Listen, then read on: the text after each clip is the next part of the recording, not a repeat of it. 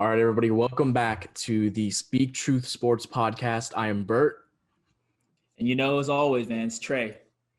And today we're doing a little remote podcasting, so please stick with us through any technical issues. Before we get into this, I just want to say if you're on YouTube, like, share, subscribe, comment, do what you do.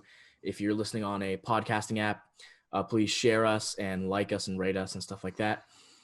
Keep an eye out for our website. It's coming soon, speaktruthsports.com, and you should be able to find us on any social media at Speak Truth Sports. So let's get right into this. So today, there's also timestamps in the description, by the way, if you want to look through the topics we're discussing today. So we're going to kick it off with the NFL, and then we're going to jump into some NBA. And there's a lot of stuff to go over in the NFL. So yes, sir, man. There's a lot. There's definitely a lot. Let's kick it off with the Deshaun Watson trade request. Possible trade requests. It's nothing has been official yet, but it's a lot of speculation. I mean, he is not talking to the GM, so the GM, he's not even talking to the owner right now. Yeah, so he's not talking to anybody in the front office right now. Yeah, I mean, this whole situation seems really messy because as the Texans owner, Cal McNair, he promised, his quarterback, Deshaun Watson, that, I'll let you have a say in these hiring affairs. And he's done the exact opposite. Now, it's the quarterback is never obligated or, it's never up to the quarterback to really have a say. But when you promise your quarterback to have a say and you don't do that, I mean, I think Watson has a right to be upset at the very least.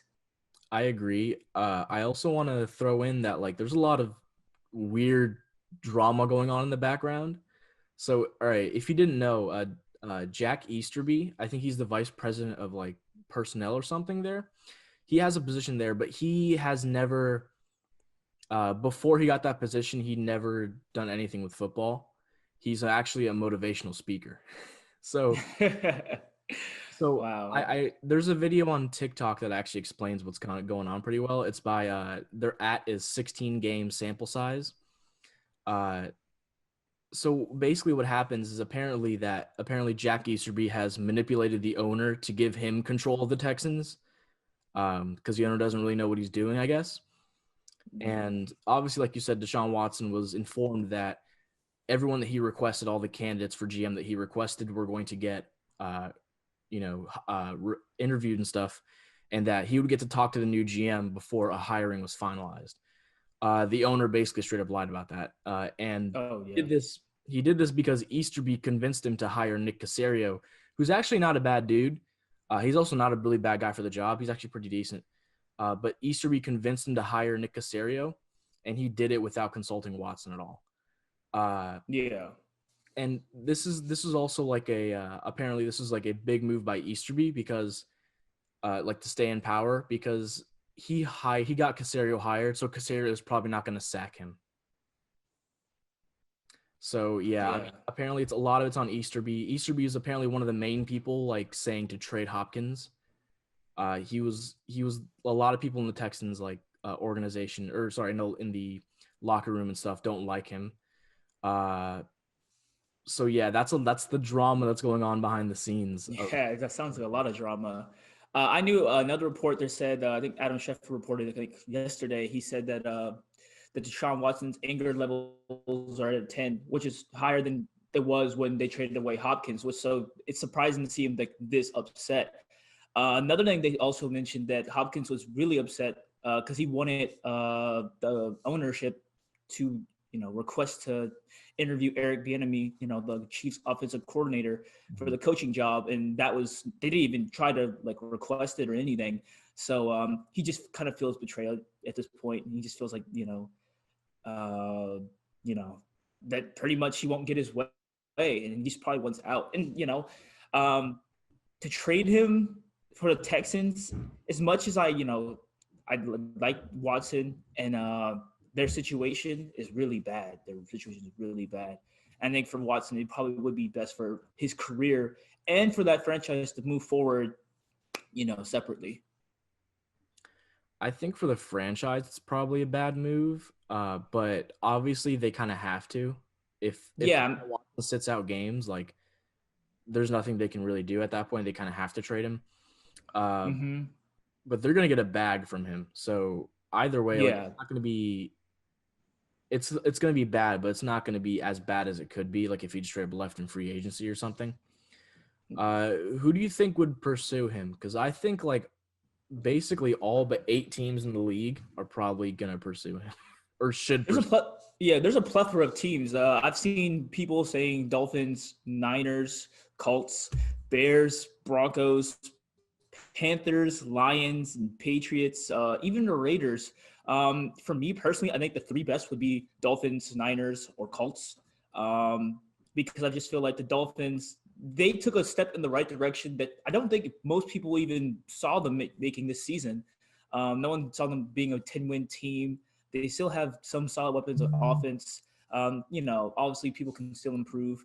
Tua's not bad, but Deshaun Watson's, he's already established and he could take them to the next level. Niners, once they come healthy next year, because this year was pretty much just injuries on injuries and COVID and, the whole situation with that. A lot of people on the COVID reserve and all that. So I think once they're healthy, I think that team could also be good because no offense to Jimmy G, but Watson's much, much better.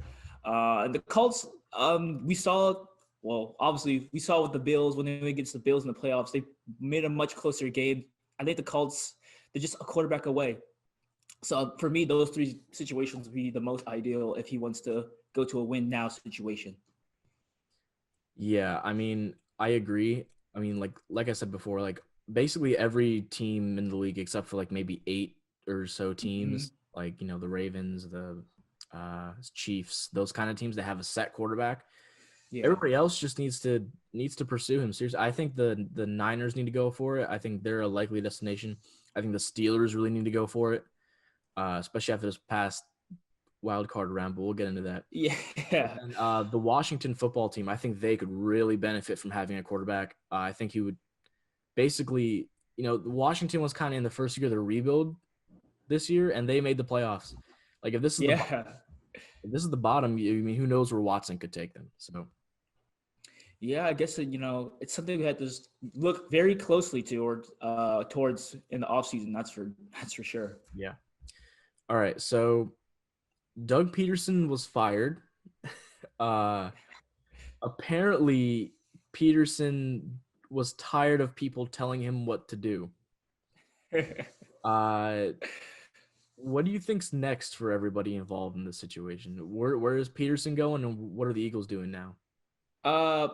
First and foremost, I heard a lot of reports that Jeffrey Lurie, the owner of the Eagles, he met with Pederson, and Pederson kind of gave him like his take on what they should do. Afterwards, like promoting certain individuals to like other positions and all that stuff. And I heard that meeting didn't go very well, and that Lurie was underwhelmed by a lot of Pederson's suggestions and all that. I mean, the firing, I don't know if Pederson should have got fired.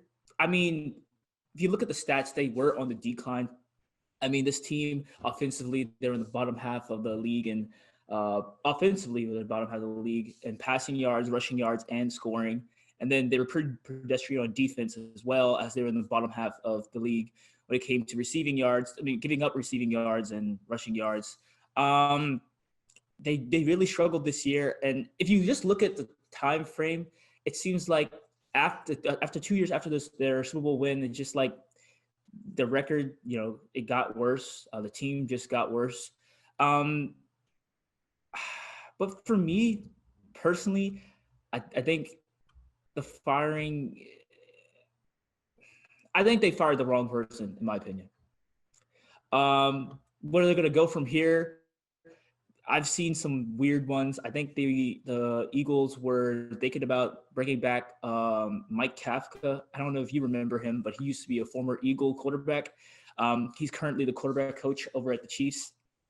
And also they're talking about Lincoln Riley, the current head coach of the Oklahoma Sooners and the former coach of Jalen Hurts. So it could work out that way. But I don't know what's next for the Eagles and Pederson. I mean, I think there was reports saying that he could take a year off from football, and then maybe in 2022, maybe the ending half of 2021, maybe he might consider coming back. But if he wants to take a year off, I couldn't blame him, honestly. Yeah, I mean, the Eagles, I'm just kind of, I don't know where the owner wants to go in terms of Wentz or Hurts.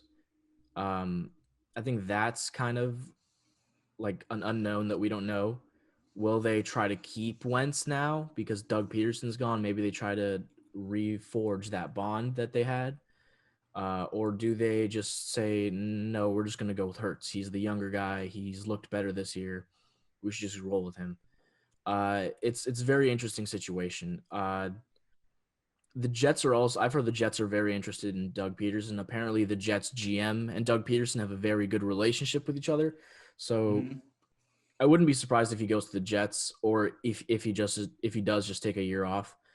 But yeah, the Eagles are in an interesting situation, and we're gonna have to keep up with them as we go. Yeah, I'm not surprised that the Jets GM wants to possibly bring in Doug Peterson. The Jets GM was the former vice president of player personnel for the Eagles from 2016 to 2019. So if Joe Douglas being cool with Doug Peterson, it makes sense why he wants to consider bringing him in. I don't know if Doug Peterson would be the guy you would want to rebuild with, but I mean, he couldn't be much worse than Adam Gase. I'll just say that. So it's something to at least, keep an eye on. But I kind of feel like, whatever happens for Doug Peterson, I mean, I just wish him the best. He's not a bad coach. He's really good. So I can see him getting hired somewhere else for sure. All right. Let's move on to the NFL Wildcard Review. So we had a lot of good games this past week. Let's kick off with the Rams upsetting the Seahawks. The Seahawks lost 20-30. What did you see in this game? What were your takeaways?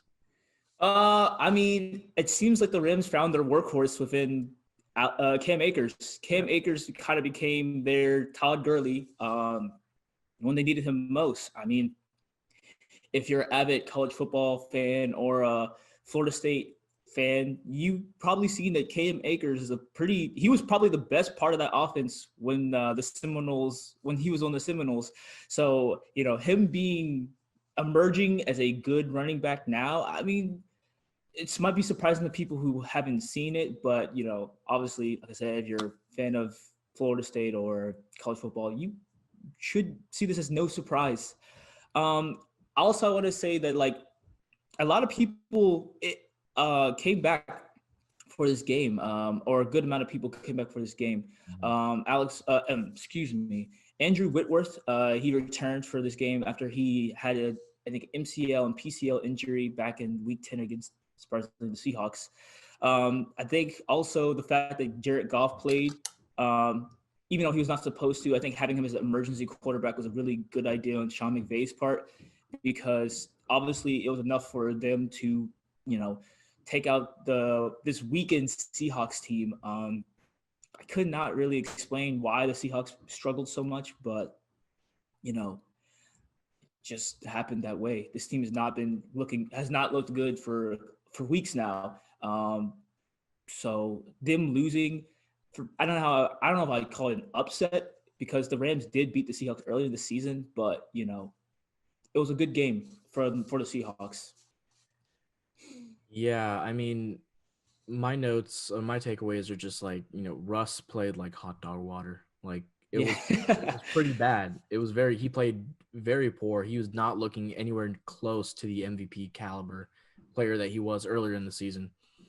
The run game just hasn't really looked the same for the Seahawks since kind of Chris Carson went down all those weeks ago. It just hasn't really looked the same since. Their offense in general hasn't looked the same since that. Pete Carroll flat out, I mean, he just got outcoached. I mean, Sean McVay was actually absolutely fantastic in that game.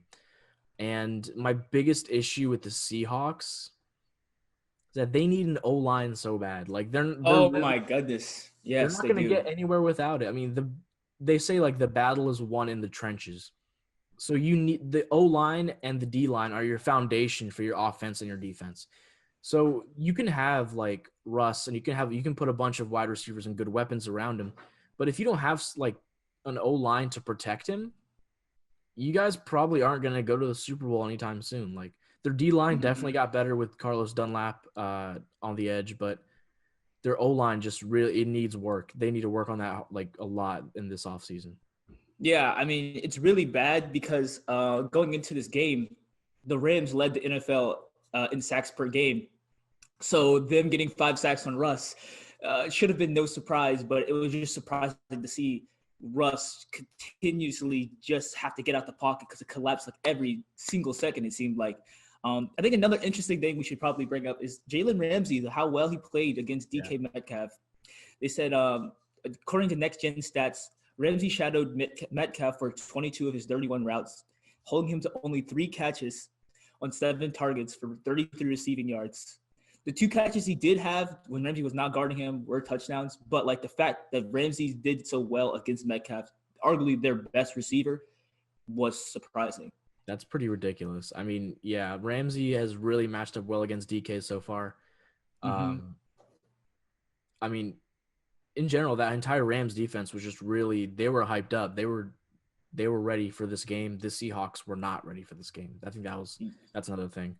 Yeah, Jared Goff said that that video of Jamal Adams smoking the cigar after I think their win against the Rams, that stuck in his mind. I guess that like kept him motivated to play him again, and they took him out. That's for sure. Yeah, I mean that's why like at this level of competition, you can't give any advantages to your opponent at all. So any type of slight or any type of bragging from anywhere previously in the season, the other team will hang on to that and they will use that as motivation.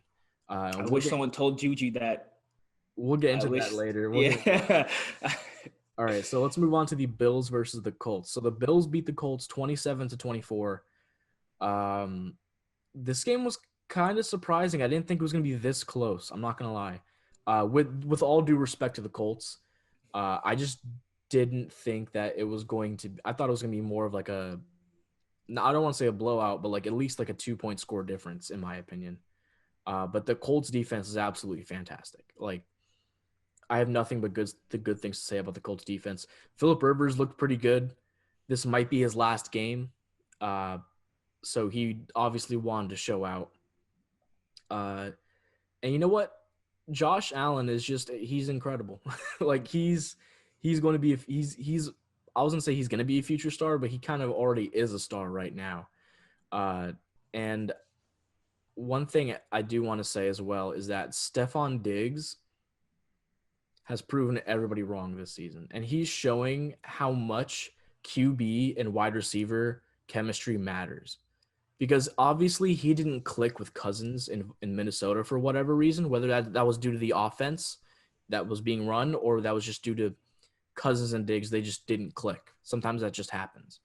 But he's clicking with Josh Allen, and it's showing so much. Just when you watch the game, Diggs is always like, somehow he's always open, and Josh Allen's always hitting him. So Stephon Diggs is really showing how much that chemistry matters when it comes to a quarterback and their wide receiver. Yeah, I agree. I mean, the inclusion of Diggs this season was exactly what the Bills needed because they always needed a primary receiver. Diggs was just the perfect person at the perfect time. I think they really ride that duo very well. The offense just runs through those two. But I felt like for me, when they came to this game, as corny as it sounds, I felt like the Colts lost. Like the Bills didn't win, the Colts lost. I know it's so corny and so cliche, but I felt like the Colts, they played, I would say, in my opinion, they played a lot. It seemed like they played a lot better than the Bills did. Obviously, it wasn't enough to win, but it was really a lot of missed opportunities for the Colts. Phillip Rivers, he slightly throws Michael Pittman, on that fourth and goal at the end of the first half, which, they had an opportunity to go up. And I feel like that's when the momentum kind of shifted right there. Yeah. They missed the field goal. Blankenship missed the field goal. I think that was in the third quarter. I think so. I think that was in the third quarter when they missed the field goal. The failed, fourth down conversion, really, that for me, that really shifted the momentum because the Bills, they scored 17 points after that drive. Then it took them a while to Colts to score again, but I just felt like Phillip Rivers, I know you said he played pretty well, but he missed a lot of opportunities to really, He's played well considering what he's done earlier in the season, in my opinion. At least. Yeah, I mean, the loss to they had the Jaguars is still a head scratcher, but I think for as me, well as Phillip Rivers can play at this age, I guess. Yeah, I mean, I think for me, Phillip Rivers was always been like solid.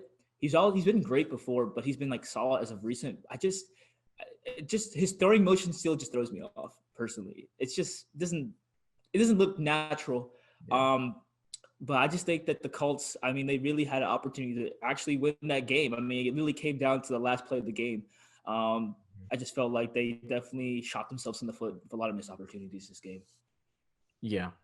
Yeah. And the Bills defense was surprisingly it didn't look as good as it's looked in past games. Like you said, like if Phillip Rivers did just take advantage of those few opportunities, they could have very well lost this game, which is kind of ridiculous. I'm not sure if that's maybe like a little bit of arrogance on the Bills' part with maybe a little bit underestimating the Colts. But yeah, let's move on to the Bucks versus the football team. So the the Tampa Bay Buccaneers beat the Washington football team 31-23. I just want to say this was such a good effort by the Washington football team. I mean, seriously, like if you don't walk away having a newfound respect for this team after this game, like I don't really know what to say to you. Yeah, honestly, a lot of props to Taylor Heineke, man. That dude. Yeah. I mean, I kept trying to tell everybody because they're like, oh, they should play Alex Smith. Listen, Alex Smith on literal one leg would have not been able to scribble out of the pocket and do a lot of things that Taylor Heineke did, especially that rushing touchdown he had when he dove. That was some baby Lamar stuff right there, man. That was gutsy. Especially Lamar did something off that in the game after, but we'll get into that. I know, but for me, I think what was really surprising to me was the play calling. That I've not been a fan of Scott Turner, the offensive coordinator of Washington football team. I feel like the whole season has been a bunch of dump off passes, screen passes, a lot of short passes. But it seems like he definitely went into his bag of tricks and pushed the envelope a lot. A lot of deeper passes that I'm used to seeing this season. Honestly, offensively, passing wise, this is probably the sharpest game I've seen.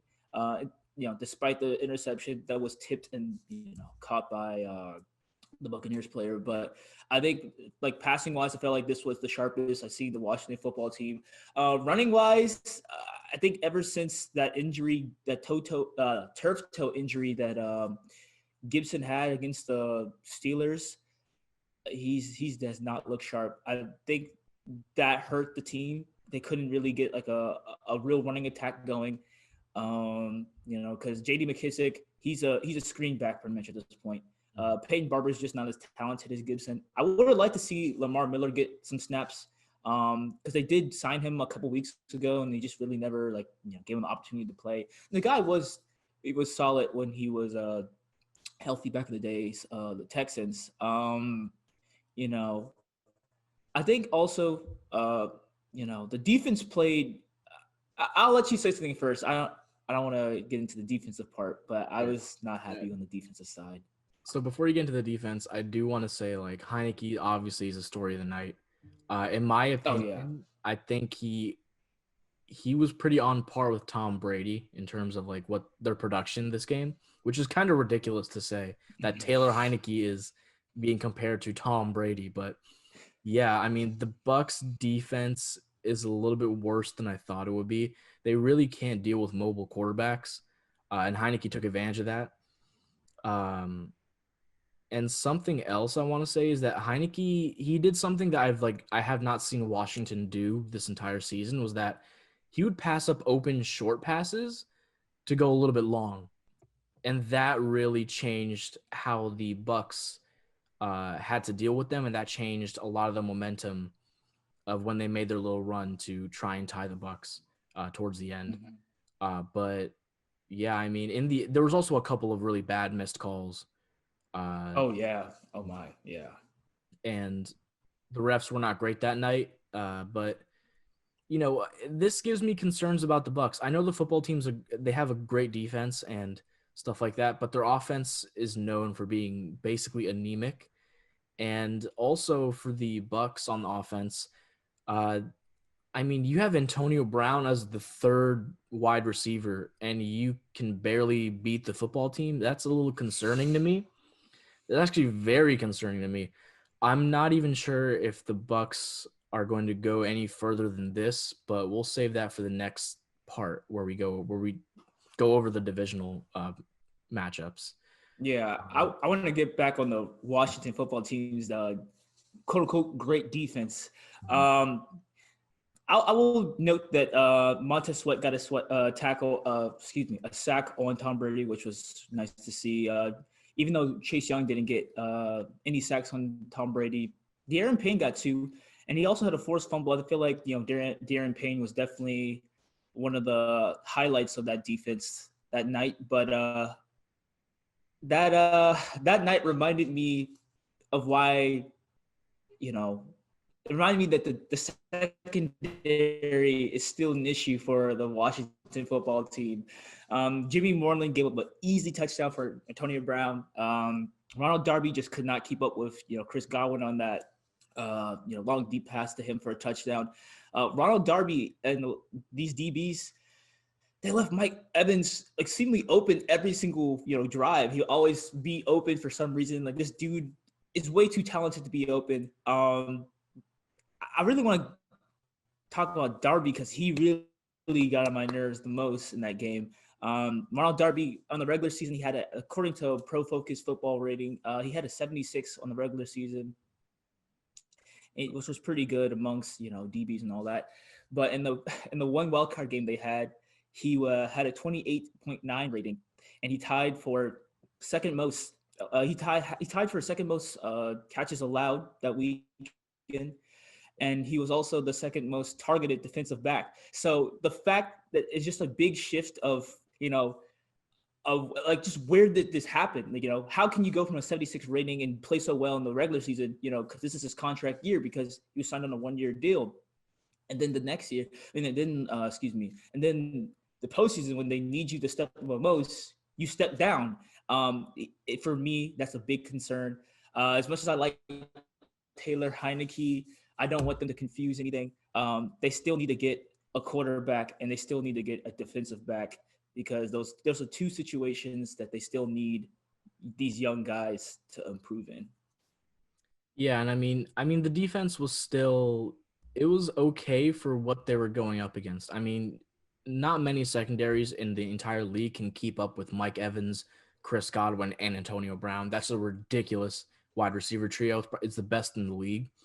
I think they did okay for the most part. I know Darby wasn't great at all. So I agree they do need upgrades in the secondary. But I think John Bostic did very well tonight. That forced fumble really flipped the momentum of the game. And yeah, man, I mean, they were so close. This could have been the Rams Seahawks game basically. And it almost was. So yeah, I wasn't, my thing is, I don't know. I just feel like, for me, I felt like, I know you're talking about how you said the Bucks offense wasn't that special to you that night. I felt like the Bucks offense was definitely the better part of the team that night. I mean, they took advantage of Washington's secondary. And even for Leonard Fournette showed a glimpse of, the running back he used to be back in Jacksonville, which they have not seen that in a very long time. I would be concerned with that defense, but they will be having Devin White back against the Saints, which would be good for them. Yeah. By that, I just meant that, like, for the level of talent they have on their offense, they should have scored more than just 31 that night. Oh, if you're saying like that sense, then yeah. Yeah, they should probably be like averaging at least 35. Like, it's their team is stacked. It's the most stacked team in the league on paper. We know the game isn't played on paper, but on paper it is the most stacked. So they should be doing more, in my opinion. But yeah, let's jump to the Ravens and Titans. So the Ravens beat the Titans 20-13. Why don't you go ahead and tell me what you took away from this game first? I was shocked. I was shocked by how little Derrick Henry did. This was a complete opposite of the matchup they had in Week 11, where I think not Peters. I think that Derrick Henry had 100 plus rushing yards that game back in Week 11, and then think they won that game. I think they won that game 30-24, if I recall correctly. I do want to say So though. I was just. I do want to say that game, I would kind of throw that out the window because the Ravens were dealing with COVID stuff. That's true. Like their defense was completely wiped in terms of injuries and stuff too. Like they were literally playing their safety at cornerback at certain points. Like it was bad. It was bad. Yeah, but I was like, the fact is, on the paper, I mean, with context, yes, I do agree with that statement. But at the end of the day, they did lose that game. Yeah. But I just felt like, the Titans, it's like their defense didn't even play horrible. Giving up 20 points is not bad, but they literally could not stop Lamar Jackson. Lamar Jackson ran all over them. And Lamar Jackson was the rushing attack for the Ravens that game. I'm just, this team does not play well when Henry does not play well because, like you mentioned, I think in the first podcast, if I recall correctly, this team just starts with the play action. Mm-hmm. Henry runs, gets a good run. Tannehill just like, hey, let me just, throw it off on a play action. And then they get, big yards from that. But they couldn't do that. They really just had to kind of just throw off the scratch and off the rip. And, I mean, it's just not the offense that they thrive in. So, it makes sense that they struggled in that manner. But, to lose like this in a close game, I mean, it was heartbreaking for them. It's heartbreaking. Okay, so I want to get into this. So this is very interesting. This is a very, very interesting game. So when it kicked off, the Titans went up on the Ravens 10-0. And everyone was like, even the commentators were like, the Ravens have never come down 10-0. Like, they're not a team that plays well, like, coming from behind. But you know what? They just proved that they can win while they're down. They can come back and win. The Ravens defense is seriously clicking. It is one of the most stacked defenses on paper. I mean, Calais Campbell, Yannick Ngakoue, Judon, Derek Wolfe is very good. Marlon Humphrey, Marcus Peters, Deshaun Elliott's been playing incredible this season. I mean, this defense is absolutely stacked when healthy, and they've finally been playing like they're stacked. So, yeah, Derrick Henry, I mean, you could tell their game plan was stop Derrick Henry. And like you were saying, the entire Titans offense revolves around Derrick Henry. The play action is so important to them that, like, without Derrick Henry producing, their play action wasn't effective. And the Ravens it was so strange, but they were using their fullback as a tight end so they could run like 2 tight end and 3 tight end sets. That was Ricard was massive out there, bro. Yeah, I mean they were basically going back to their offense a little bit last year with like their 2 and 3 tight end sets, but they were using Ricard as one of the tight ends basically. And Greg Roman finally pulled out a little bag of tricks. He finally showed something for the first time this season, I'd say, with some nice option plays and just some nice trick plays in general. Yeah, I mean, this was just a fantastic win for the Ravens. Lamar can throw. I want to say Lamar can throw. Yeah. I do want to say this, though. Besides Hollywood Brown, the other receivers still do struggle to get open. And they do make a lot of drops still. Yeah. That's something to note for next week's game. If they can't get, other receivers going besides Hollywood Brown, I mean, Lamar can keep running and running, but if they figure that out, I mean, the team's got to figure out who they're going to throw to besides Hollywood Brown because he seems like their only receiver that can catch. Yeah, him and Andrews were the only people really pulling in big catches this game, but Yeah, the Ravens have a big receiver problem. They need another receiver to go along with Brown. Hopefully a primary receiver, so Brown can be the secondary like speedster. Mm-hmm. But I do also want to address the standing on the field controversy. People that didn't watch the Ravens and Titans earlier this season wouldn't understand why this happened. They would be like, "Oh, the Ravens are disrespectful and stuff." But not only like if you watch the game in general, but also the regular season game. In the regular season, basically unprompted for like no reason, the Titans just went out onto the Ravens logo and just stomped on it and started trash talking their players. And John Harbaugh even got into a confrontation with them. Mm. That level of disrespect, like you shouldn't be surprised that the Ravens disrespected them right back. Like I think it was well deserved on their part. I mean, they beat them, so now they get to talk the trash. Um, yeah, and just like even during the game, I forgot who it was exactly, but one of the Titans players flicked off Lamar Jackson, and Lamar looked at him and said, "I bet," and then he won the game. So, let the Yeah. Ravens talk their talk. They've earned it.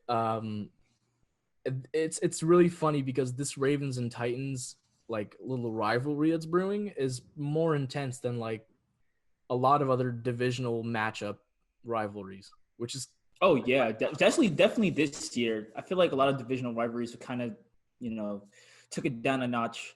I just think personally, I think it was poetic. You know, the fact that they lost, you know, they struggled in the back in week 11, and then, you know, the comeback. What it mattered, you know, much more, and proceed on in the playoffs.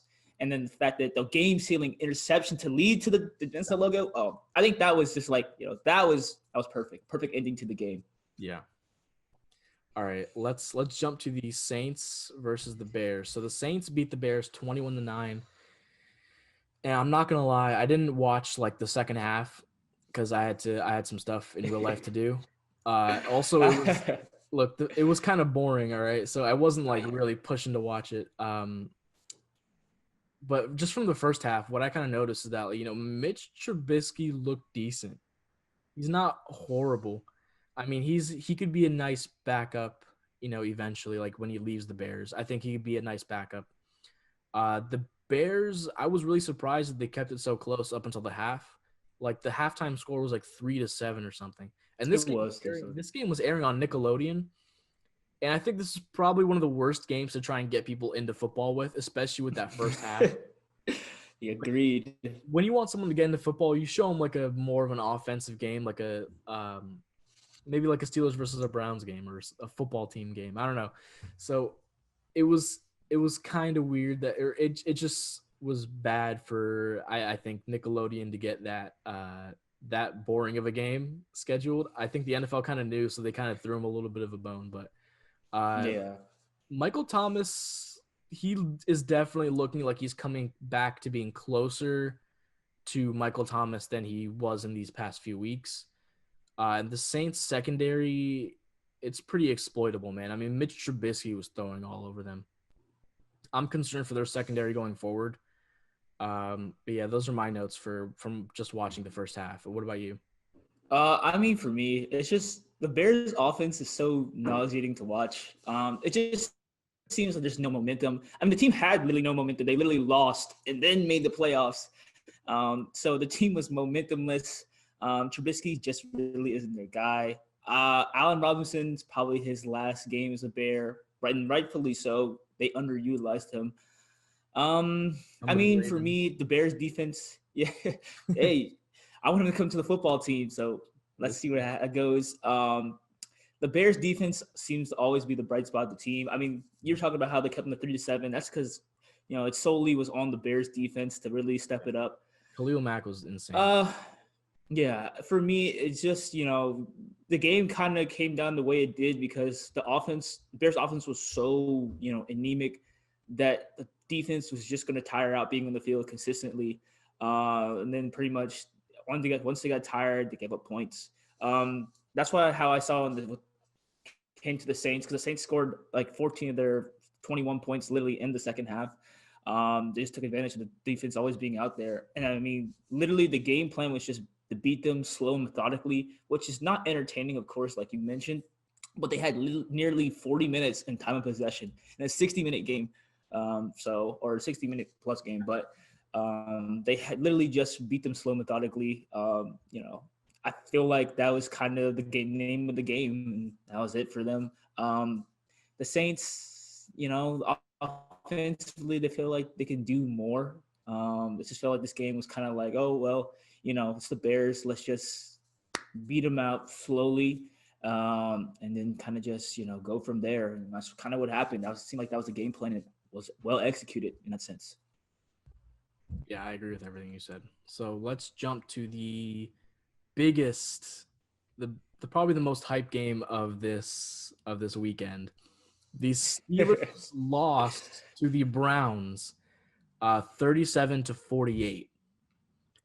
I'm just gonna kick this off with Juju just needs to stop talking to reporters for good. I mean, like, if anybody asks him any type of question, he just needs to say no comment or give a one-word answer like Marshawn Lynch and move on, because he's really not helping this team. Like, it's just like salt in the wound every time. It's so bad. I mean, like I said earlier, like, the more motivation you give another team at this level, the worse it's going to end up being for you. Like, teams are looking for motivation to get them hyped up for the game, and you're giving it away for free, basically. Oh yeah. And my thing is, people were concerned about the Browns because they, didn't practice because of the cases they had and all that. I think actually worked out to their benefit because they actually rested up, to be as rested, maybe just as rested as the Steelers starters were. So they had a lot more time to just, get prepared, mentally and physically to, for this matchup. And obviously Juju pretty much, it's a kiss of death pretty much. And just like he set that team up for failure. My biggest takeaway of this game, the first half of the game kind of reminded me of Washington versus the Browns earlier this season. I think it was week 3 when they played, where pretty much Haskins threw a bunch of picks and set the Browns up in pretty much scoring position every single time he threw an interception or turned over the ball. First half of this game kind of reminded me of the Washington football team versus Browns game in week 3. All these turnovers that Big Ben threw, and then the Steelers even had, it kind of reminded me how Haskins turned over the ball a lot throughout that whole game and just set the Browns up in scoring position every single time. I mean, literally the fumble for the Steelers had literally gave the Browns a touchdown in this game.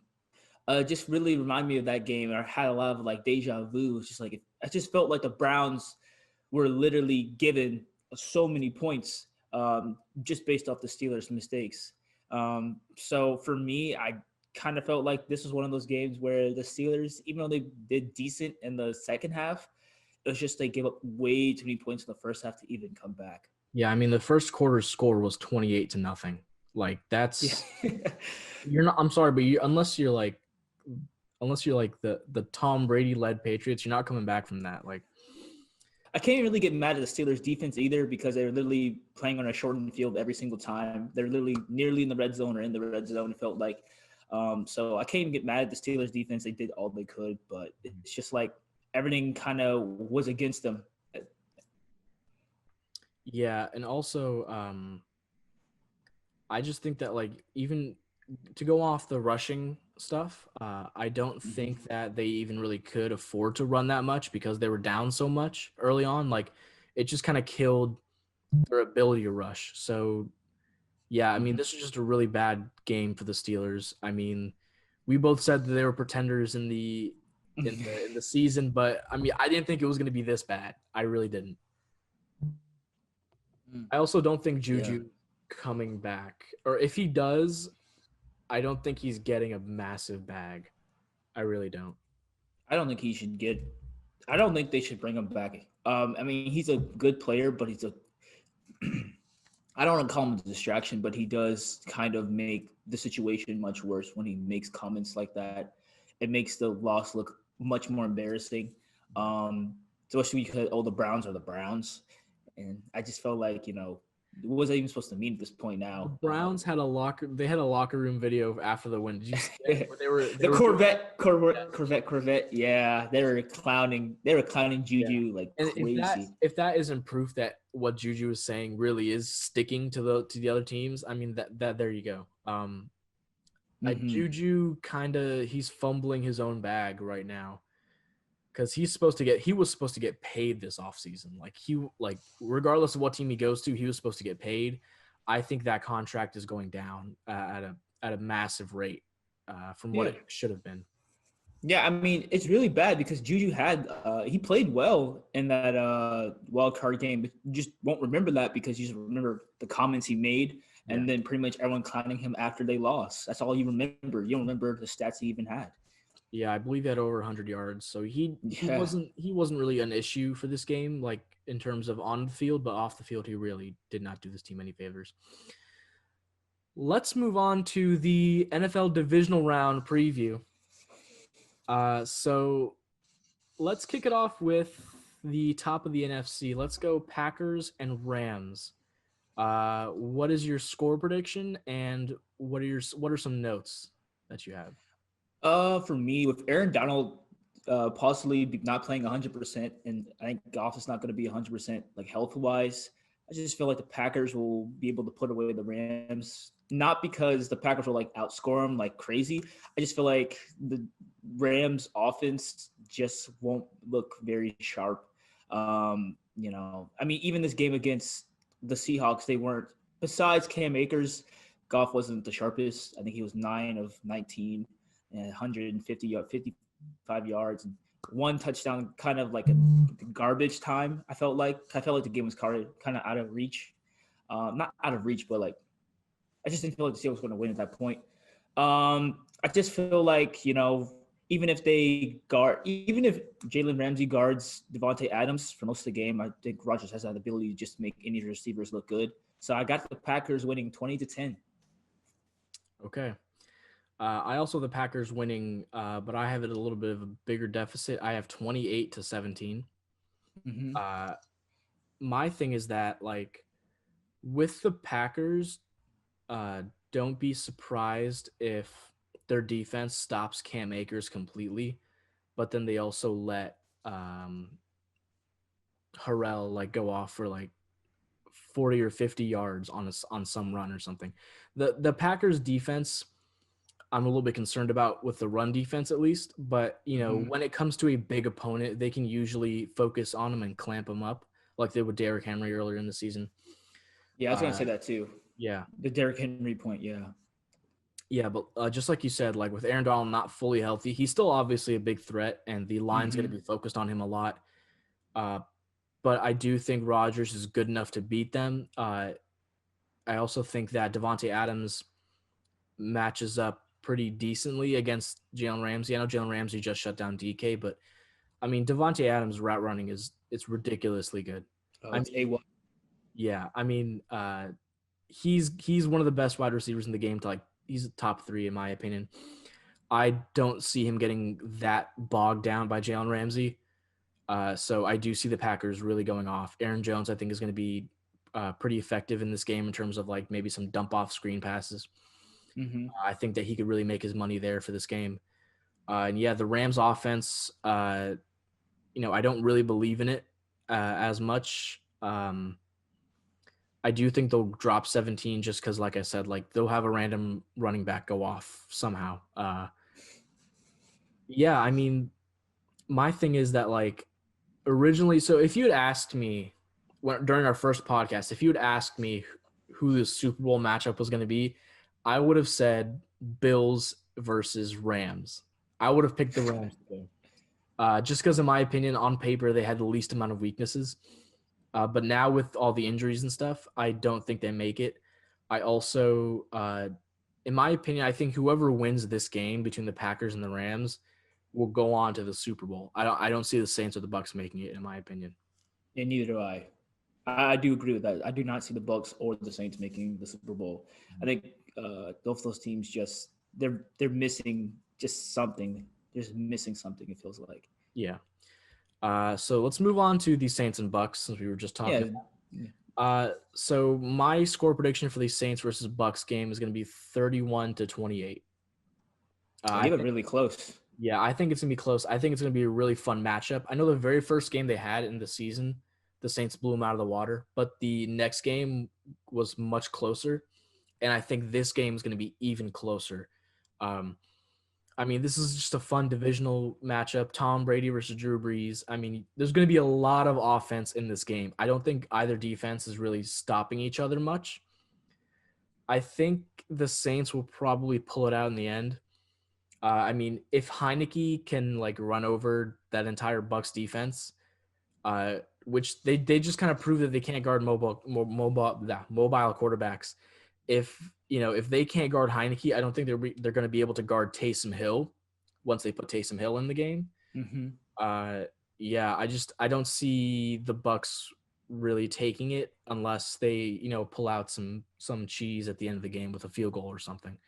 But yeah, I think the Saints take this game. Yeah, I have the Saints winning as well. For me, I just felt like the Saints have had the Bucks number this whole season. I think it was the last time they played. It was the blowout. I think the first week was more competitive. But for me, I just feel like if they couldn't beat them in the regular season, I just felt like that's kind of gonna continue. I feel like they kind of had live rent free currently in the Buccaneers' head. And like you said, they didn't really play their best or sharpest game against Washington. It made them look very competitive. So the Saints are a much better team than Washington. I just don't see them, doing much. I'm not gonna say they're gonna get blown out like they did a couple weeks ago, but I feel like it'll be more similar to the week one kind of style of play. I have the Saints winning 27-17. Okay, that's pretty good.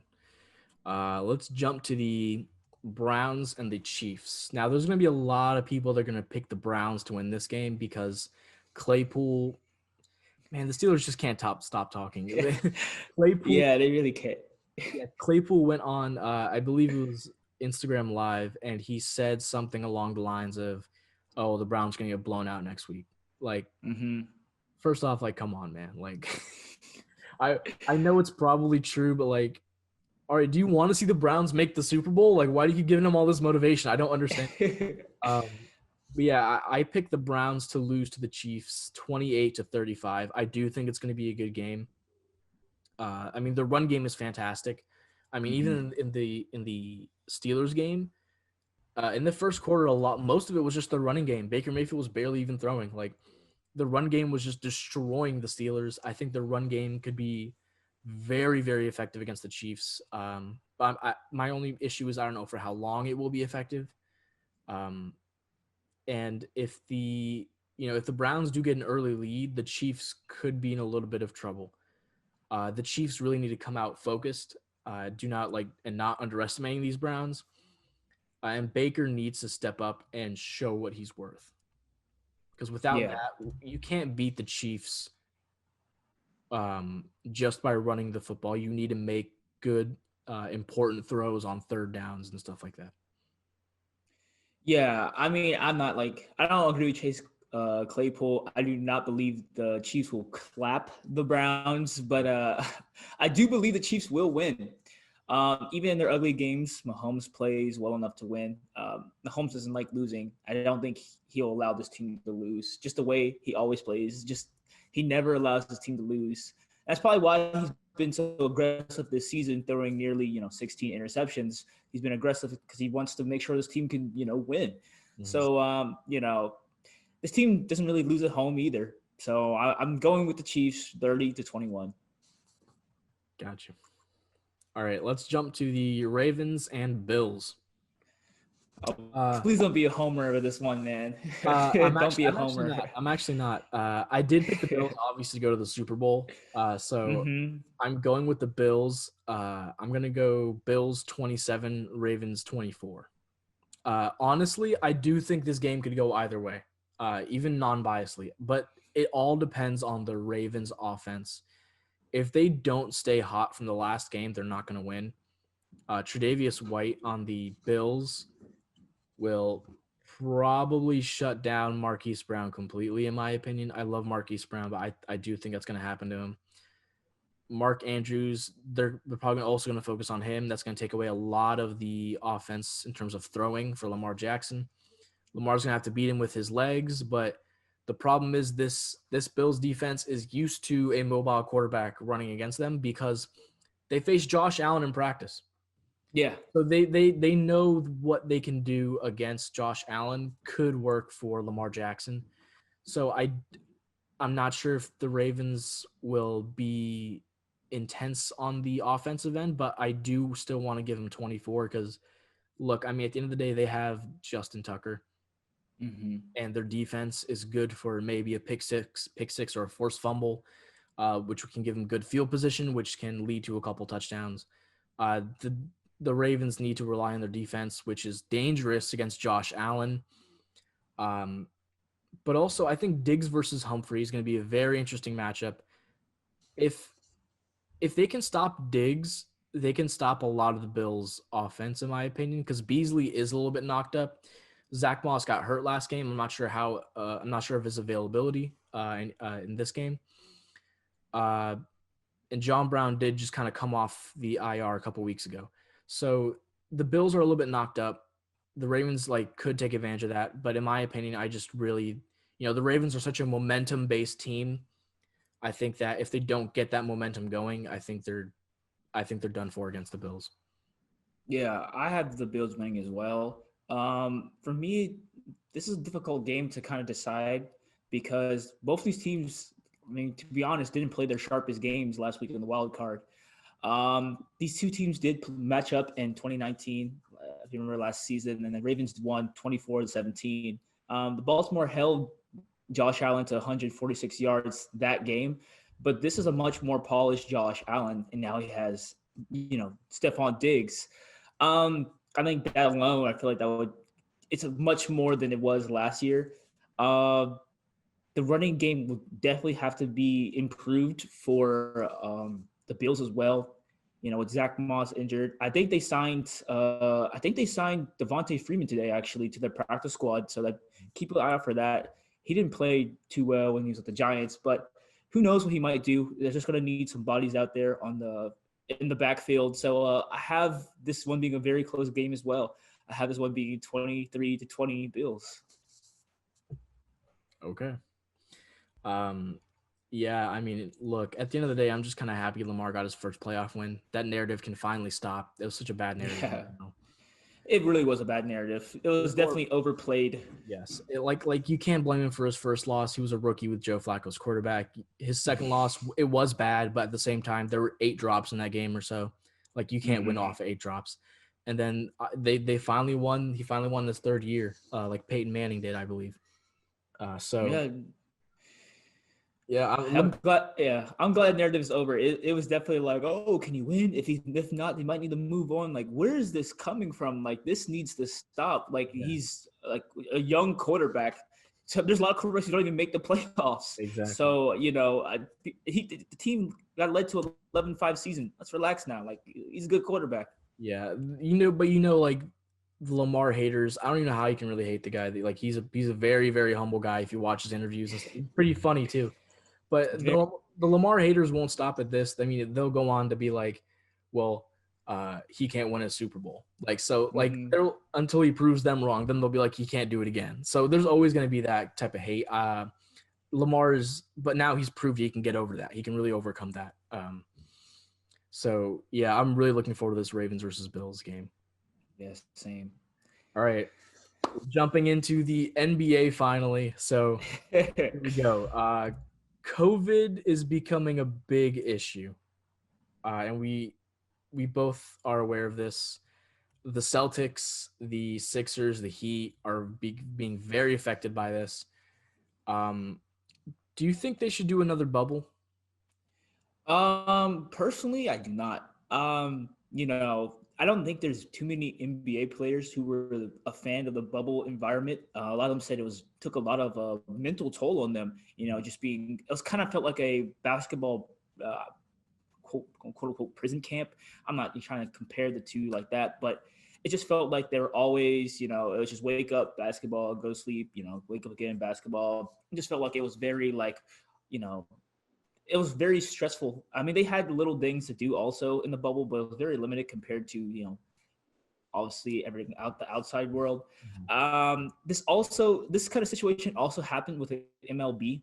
I think early their season, they had a lot of COVID cases. A lot of games were postponed, and a lot of games were canceled. But I just feel like things kind of iron themselves out, and kind of works out in the end. Because MLB, I think they ended up having the postseason still. They made it to their postseason in a timely fashion, and now they're on track to have their season pretty soon as well. So I just feel like this happens in every sport. Happened in the NFL. They had a lot of their COVID cases.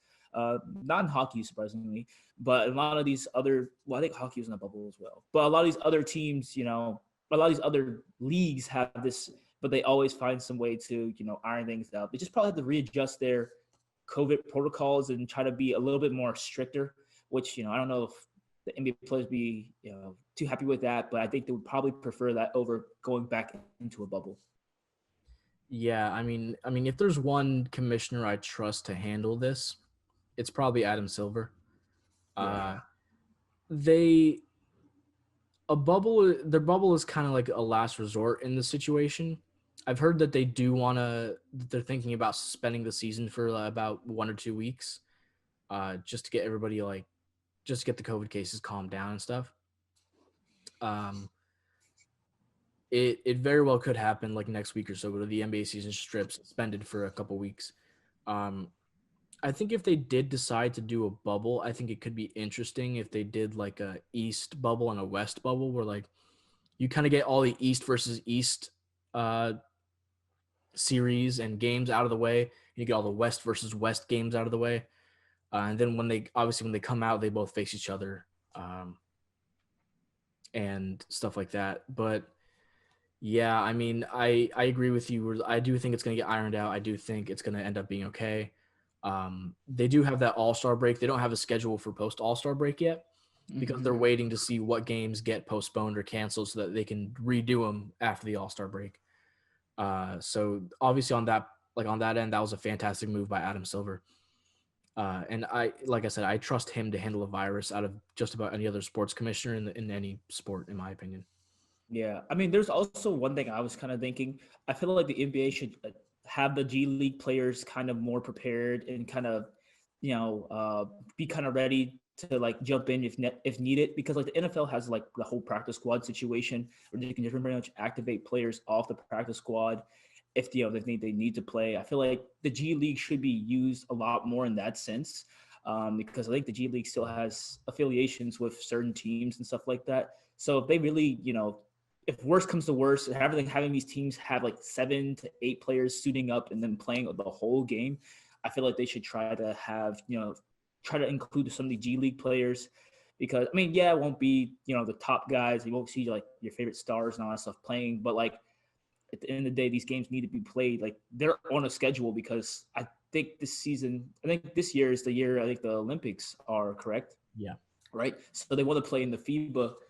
Not FIBA is different than Olympics. My apologies. They want to play into the Olympics and try to win a gold medal, because the last time they played in the Olympics wasn't the prettiest. So I think they want to really try to keep on schedule. So I feel like if they have to, I think definitely try to include the G League guys. Yeah, I mean that's an interesting thing that could be done. The only issue with that is that not every team has a G League affiliate. I think a couple teams are still missing out on that, and yeah, I mean I do agree that would be a very good solution for this. Is that if you could just straight up call up some of your G League members to actually play the game, it would be a little bit unfair to kind of still make a team play like that. But it's one of the solutions you could do if you really didn't want to miss any more games, especially for like post All-Star break. You'd be like, okay, well you can let two more players from this certain team come onto your roster and play for you if you don't have 7 players or 8 players available or whatever the limit was. But yeah. Yeah, I know what's it called. The Sixers were not happy because they had to play the past few games with 7 to like 9 players, while the Celtics, Heat, and the Bulls already had games postponed.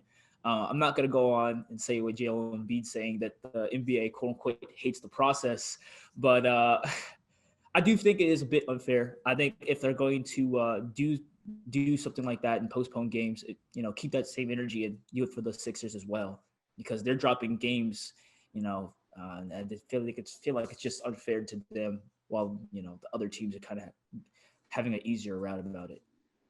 Yeah, I agree. Let's jump to the weirdest thing on our show notes. Dude, where's Kyrie? Where is he? There's apparently the Nets don't even know where he is. He's just off the grid, quote unquote. So he's set to miss his fourth straight game today. The day of recording this is Tuesday. He's gonna miss his fourth straight game.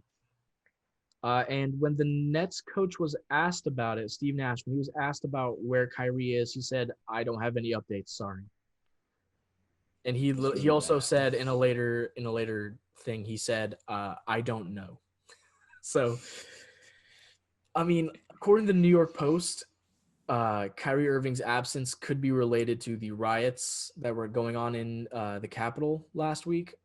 But Jason Dumas, who works for the Bay Area's Crone 4 News, he said that sources claim that Irving is just straight up off the grid.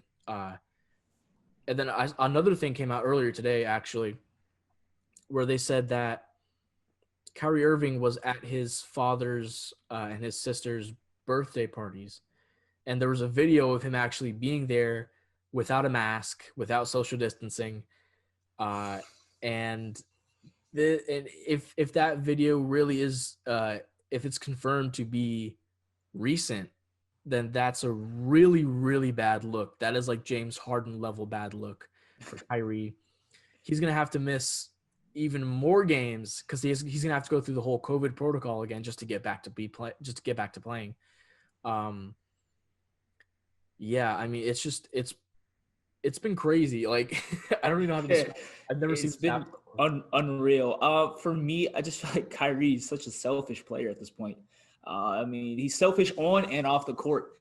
There's times when I watch the games where he just dribbles up the court, dribbles the air out the ball. That's what my dad always says: dribbles the air out the ball, just dribbling, and then kind of wastes the shot clock and just throws a random shot just to beat the violation.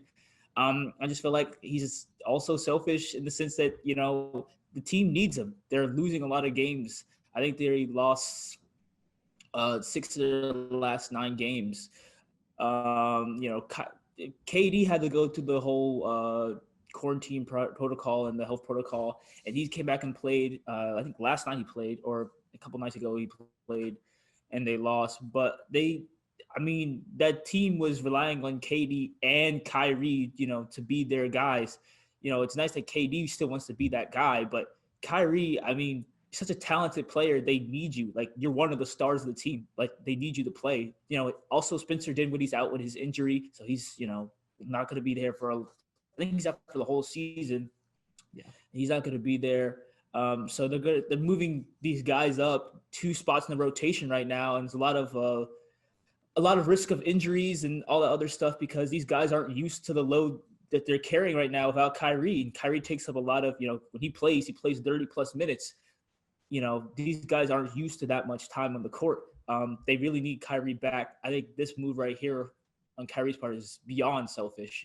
Especially if he's a birthday party without a mask and all that stuff. Like, that's, like you said, that's a lot more time just not being there. So it's just frustrating, honestly.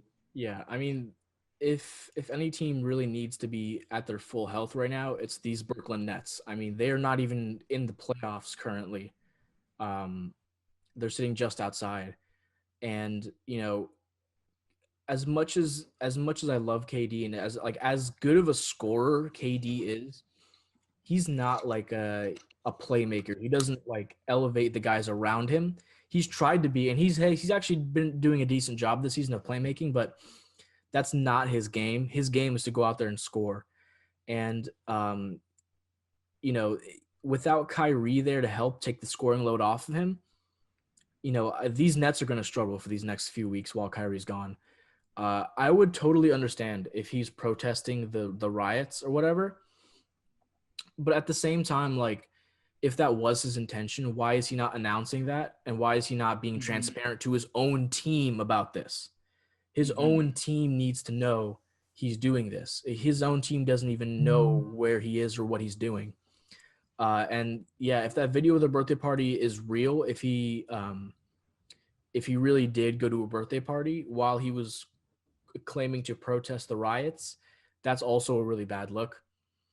I just think that, Kyrie's not doing himself any favors right now at all. And in my opinion, if any player is going to retire early, I think it's going to be Kyrie Irving. I mean, he very clearly wants to do more than just basketball. He wants to do more than just play basketball with his life. So I wouldn't be surprised, if in a couple years or so, even like he just kind of announces his retirement out of nowhere. I really wouldn't. He really seems like he's caught up in other things. I'm not sure how committed to winning for this team he is, and I can't imagine the conversations that are happening in the Nets locker room right now. Yeah, I wonder if KD knows where Kyrie is, because that's his boy. I have no idea. If he doesn't even know, or if he doesn't even know, I is kind of concerning. I mean, that's much more concerning. I mean, we did talk one-on-one.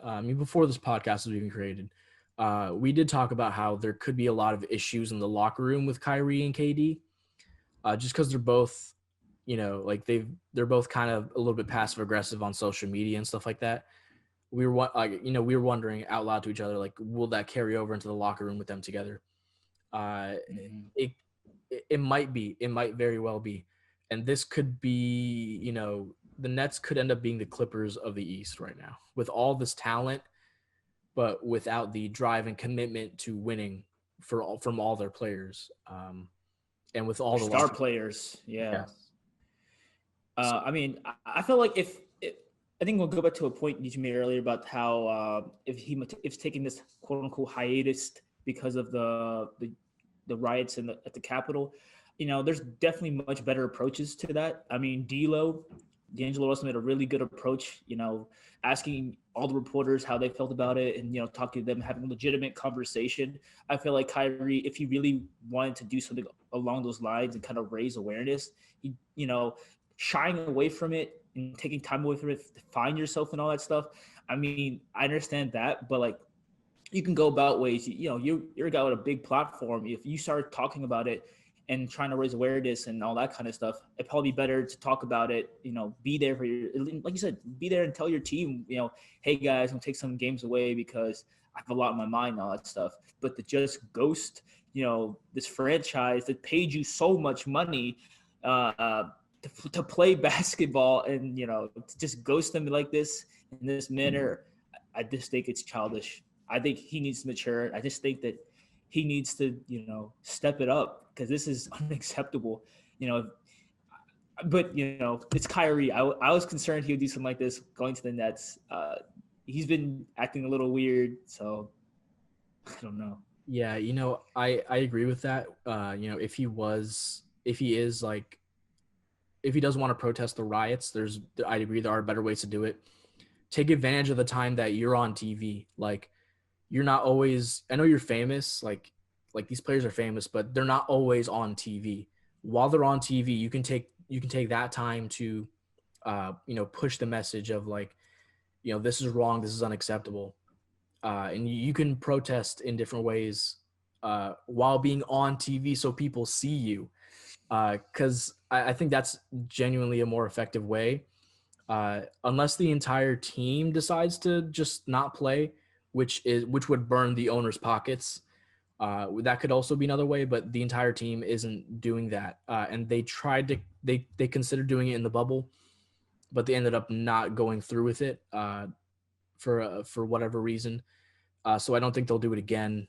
Yeah, I mean, at the end of the day, all this leads to is I could see Kyrie being traded for James Harden. I can see it now. If they become an issue, if Kyrie becomes an issue in the locker room with KD, I could very well see them just saying, okay, you know what? You can have Kyrie here. Like, I feel bad for the Rockets though, because I mean, how would Kyrie and John Wall play together? I feel like that would be awful. I feel like that would be a really bad duo. Yeah. I don't think it would be that horrible of a fit, but like you'd have to play John Wall as shooting guard or maybe Kyrie at shooting guard, and I'm not sure how effective he would be at that position. I prefer him at the 2 because he does not pass, Yeah. not as much. Yeah. Okay. So let's jump to a little bit of a unique segment. Hold or fold. So which NBA teams, which are a little bit higher than everybody predicted this season, which will keep their current standing, and which will fall off as the season goes on. So if you think they're going to keep it, going to keep like right around their standing, you can hold. And if you think they're going to fall off, you can fold. Let's kick it off with the Orlando Magic. So the Orlando Magic are 5th in the East. They are 10th in points allowed, which is defense, which is which should be least points allowed. And they are 26th in points scored per game. Are you holding or are you folding on the Magic? This is a definite fold. The reason I'm folding on this team is the team has not looked good since Markelle Fultz got injured. The team has lost 3 straight and they scored under 100 points in each of those double-digit losses. Just too much inconsistency on the offensive side.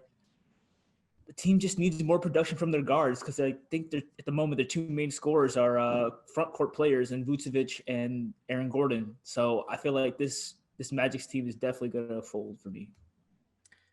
Yeah, I'm also folding. I think I might have said this last week, but they kind of do this every year. Like they get off to a hot start, and then they end up as like the 8th seed. Like I don't think they're gonna stay 5th in the East or anywhere even near that.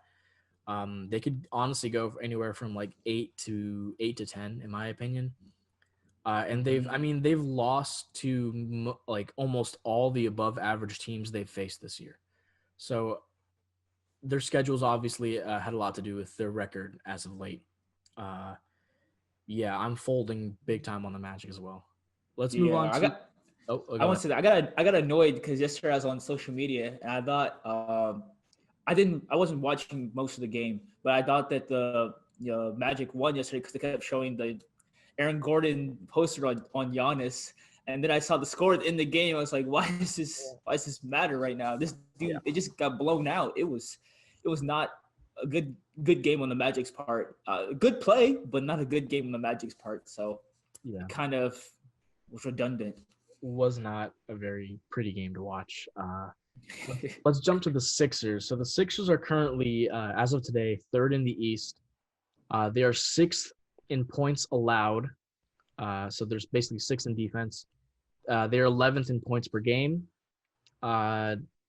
Honestly, I'm folding on the Sixers as well. Honestly, their schedule has been pretty cake.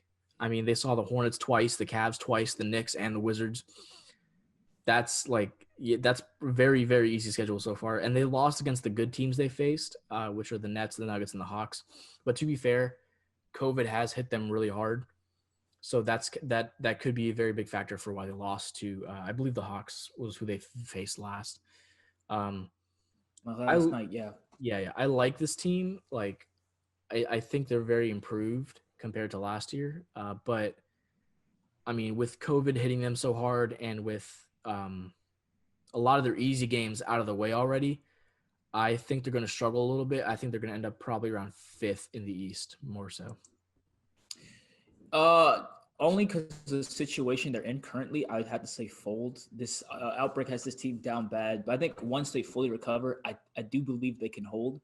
And if they were at the 3rd position again, they won most of their games in a pretty dominating fashion. I know how you mentioned the questionable strength of the schedule so far, but I think the fact that they have Seth Curry has been very pivotal for him. He's shooting very well. I think he has like 18 points per game on like 50+% shooting from 3.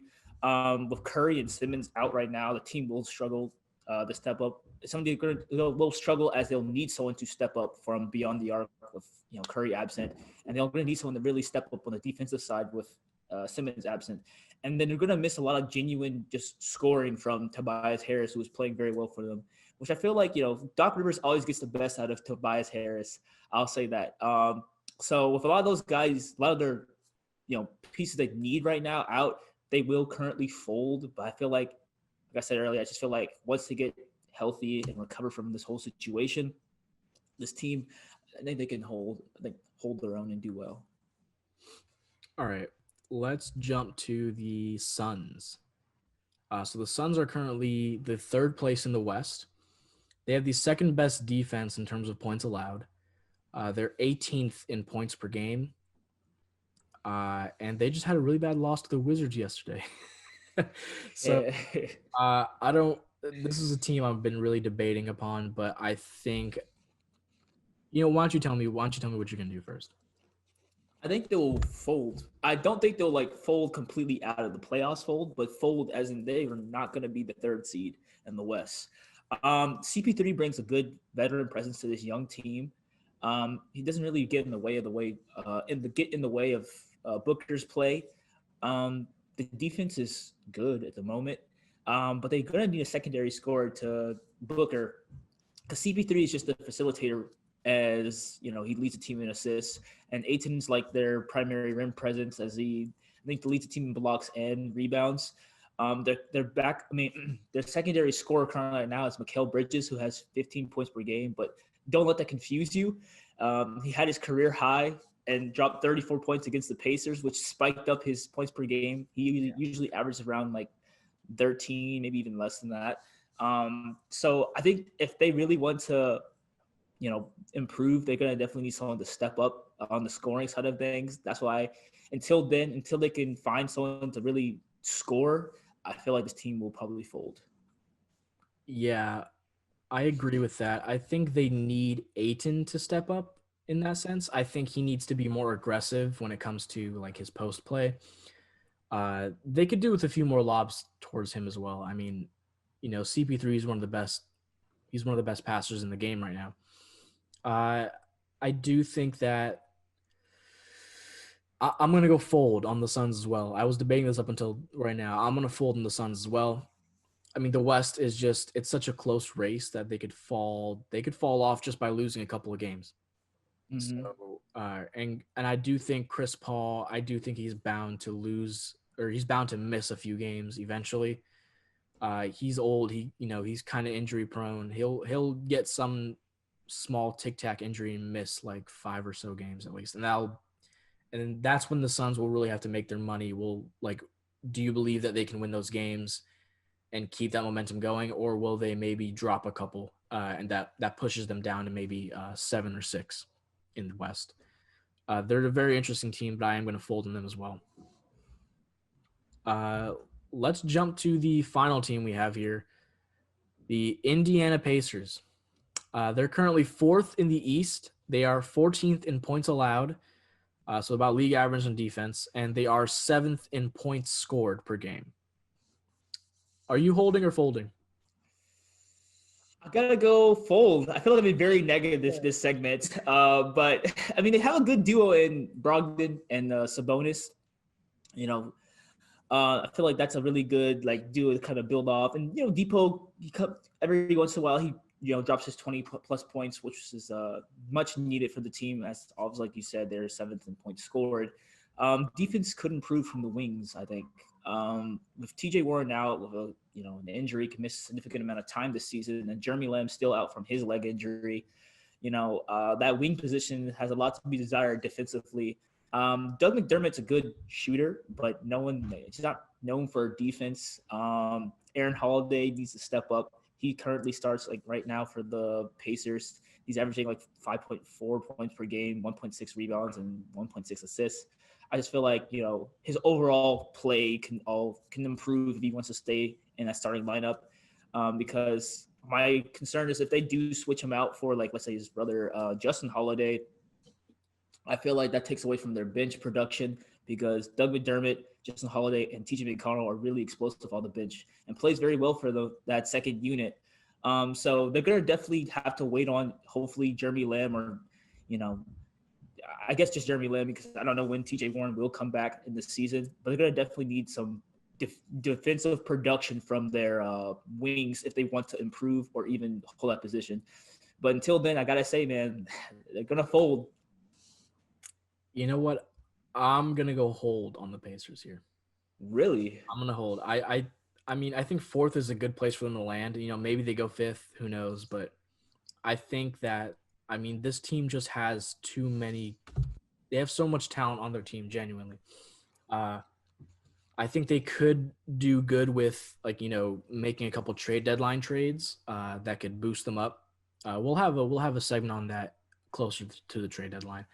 But their schedule, it hasn't been super hard, but I do believe that their talent will get them to the fourth or fifth or somewhere around there. I mean, in general, like Miles Turner's just going crazy this year. I mean, he's averaging 3 blocks a game, I think. I think it's Which 4. Is it I think 4 it's now? 4 right now. Yeah, I think it's 4.1. I mean, yeah, he's going nuts. He's going ballistic. If they don't trade him, I do think they end up as fourth in the East. I think, like I said, this team just has too much talent. They're seventh in points scored. Like they're very good at getting the ball in the basket, and their league average in defense right now. I know they do need wing defense. They need wing help, but with the amount of points they're scoring, they'll probably gun some teams out as opposed to dropping games just because of their defense. So, yeah, I'm holding on the Pacers.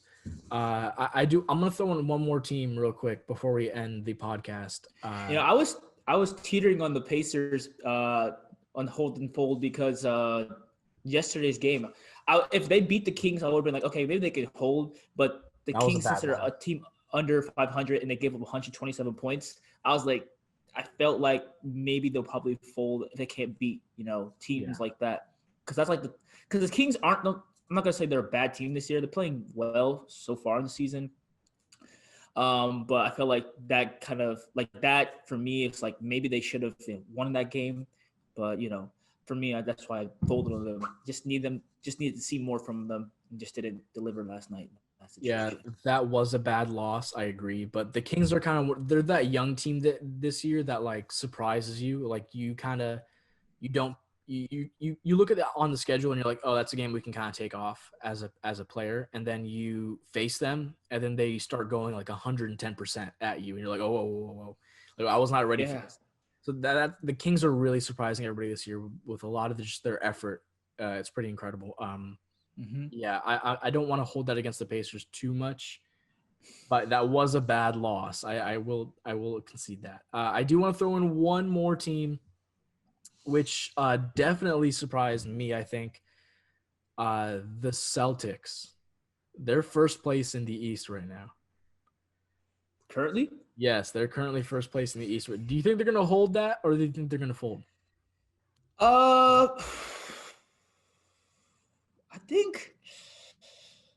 don't know. I mean, I'm not really seeing a much from the Bucks are, starting to get some kind of rhythm going. I feel like they're the only team that really could dethrone them at the moment on the eastern side. Wow. Celtics first seed. I think they call me crazy. I think they can hold. I'm taking the hold too. I think they can hold because they're playing kind of lights out. I mean, I'm liking what I'm seeing from Tatum. Unfortunately, he's currently out with the whole health protocol. But I liked what Jaylen Brown and him were doing before all that stuff happened. They play very well. I mean, they're getting production from people you wouldn't expect, like Pritchard. Pritchard's been amazing.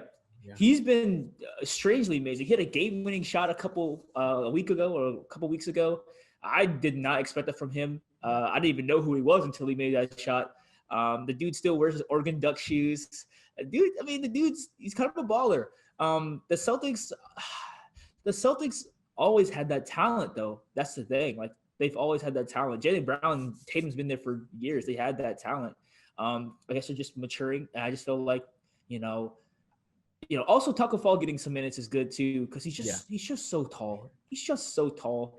It's so hard to go to the rim. When I was watching the Wizards play against the Celtics last week, it was just so. It's like, what can you do? Like, how can you throw up a shot against them? Like, I saw Bert had to take a layup and just swatted out the air. It's like, man, what can you do against a guy that's this tall? So I like seeing him have some minutes out there. I'm glad that Brad Stevens is finally getting him included into the game plan. I like what I'm seeing from the Celtics. So I will say that they would hold for now. I do also want to say they're doing all this without Kemba Walker, who's like obviously still been out. So that's kind of why I have them at hold. I know they are dealing with Jason Tatum with COVID, so that probably could push him down for a little bit. And the Bucks are right behind them. So the Celtics are 7-3, the Bucks are 7-4. Like the Bucks are right behind them. Mm-hmm. But the Bucks are still, they are still obviously building some chemistry between Drew Holiday and Giannis. They're still building chemistry there. So I'm not exactly, and they've kind of, the Bucks kind of have gotten rid of some of their depth, trading for Drew Holiday. So I do think the Celtics, I mean, they're just honestly one of the most talented teams in the league. They should be the 1 seed. So I'm going to hold on them. But I wouldn't be surprised if the Bucks take it over and the Celtics are the 2 seed. Like that could go either way. The Bucks and Celtics, they're going to be 1 and 2 in my opinion in the East. Yeah, I mean, just from what I'm currently seeing right now, I do agree with that statement because, I mean, the East right now, it's pretty close. It's pretty competitive. You lose a couple games. You're moving in and out of the playoffs right now. I wouldn't be surprised. I would not be surprised to see the Bucks or the Celtics as the 1 seed. It's really just kind of interchangeable depending on the next few games. All right. Well, that does it for the Speak Truth Sports podcast this week. Once again, I am Bert, and I was joined by Trey, as always. Yes, sir. If just want to reiterate one more time, if you're on YouTube, please like, comment, subscribe, do all that good stuff. If you're listening on podcast, obviously like, share, and just rate us and review us. If you are interested in following our social medias, you can find us just about anywhere at Speak Truth Sports. And once again, I am Bert. Trey, signing out, man. We will see you all later next week.